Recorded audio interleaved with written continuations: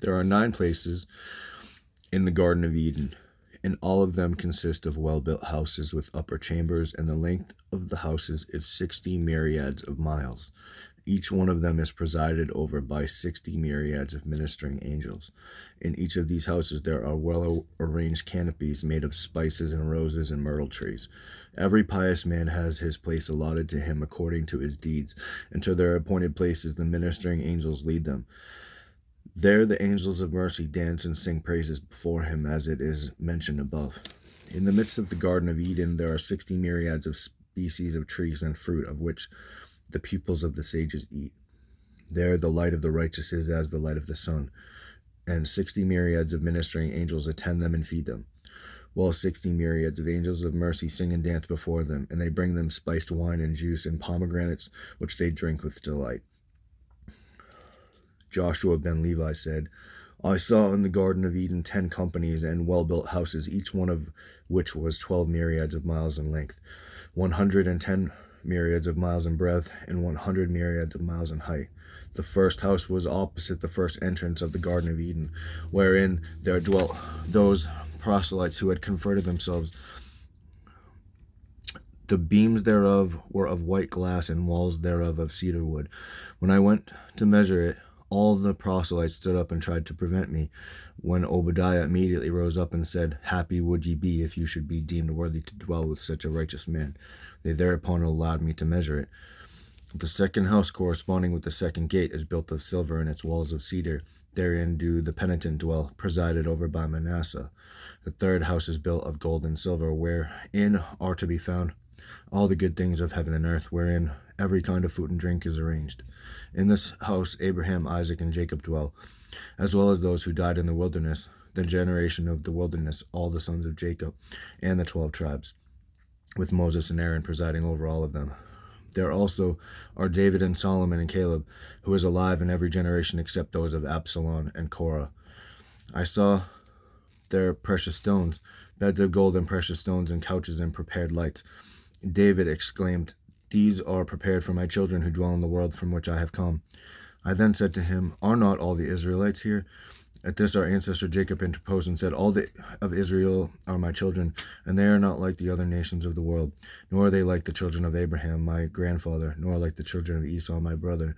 For whosoever of these performs good deeds in the world from which thou comest is rewarded there, and after descends into Gehenna. But my children, even the wicked among them, though they are punished, it is only during their lifetime. But after death they inherit the Garden of Eden. The fourth house is built corresponding to the first man, Adam. Its walls are of olive wood, and those who dwell there are those who, though they have been punished in this world, have not rebelled against providence, which is this house built of olive wood, because their life had been bitter to them as olive wood. The fifth house is built of onyx stones and of precious stones. Its walls are gold and of fine gold, and it is perfumed with balsam. Thence the river Gihon flows forth and illumines the upper world. A fragrance breathes through it, which is more exquisite than the perfume of Lebanon. There are couches of gold and silver covered with blue, purple, and vermilion covers woven together. In this place dwells the Messiah, the son of David, and Elijah the Tishbite. And there is a palanquin of wood of Lebanon, which Moses made in the wilderness, i.e. the tabernacle, covered overlaid with silver. Its floor is of gold and its seat of purple, and in the midst of this palanquin sits the Messiah, the son of David, the beloved one of the daughters of Jerusalem. Elijah takes him by his head, and placing him in his bosom, holds him and says, Bear the judgment, O my master, for the end is near. And every Monday and Thursday and every Sabbath and holy day, and the patriarchs and the pious and the tribes, Moses and Aaron and David and Solomon, and all the kings of the house of David come to him, and weeping take hold of him and say, Oh, bear thou the judgment of thy master, for the end is near. Korah and his company and Absalom come also to him every Thursday and ask, When is the end come? When wilt thou return and bring us to life? To which he replies, Go ye to your ancestors and ask them.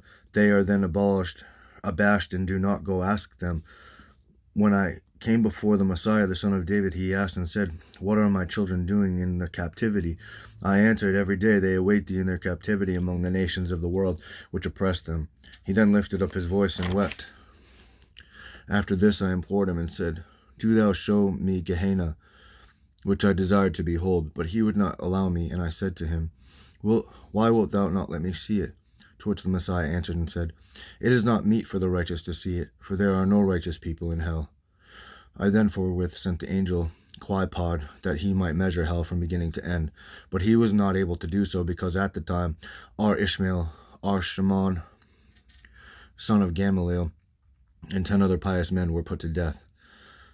I tried but could not succeed. After this I went to the angel Quipod, who went with me until I came before the fire at the gates of hell. The Messiah also went with me, and when the wicked in hell saw the light of the Messiah, they rejoiced and said, "This one will bring us forth from the fire." They showed me then a compartment in hell, which I entered, and going round it I measured it. When I measured the first compartment of hell, I found it to be 1 mile in length and breadth, and behold, there were many open pits in which were lions. The lions were of fire. There were also 2 brooks. When the wicked people fall therein, they are swallowed up, and the lions of fire standing above cast them into the fire. And then it goes on to measuring hell and stuff like that in this book. And this book is the Chronicles of Jeremiah. It's like that thick, and I was in the middle. But in this book, the Book of the Bee, and I doubt I'll be able to find it right this second, but it tells you like the size of hell, and it's like 5,600 miles deep or something ridiculous. But I'll put that on the next one that tells you how deep it actually is. And then I'll go into also the different compartments of hell, like what they're like and stuff like that. And I'm going to go back and forth, because usually when it describes hell, heaven and hell, it tells you like one and then the other, so you're not like totally depressed after you read about hell. Or move to repentance, so you don't have to go there and you get to go to heaven. But hope that was interesting. I'm gonna read more of this book on here. God bless and take care.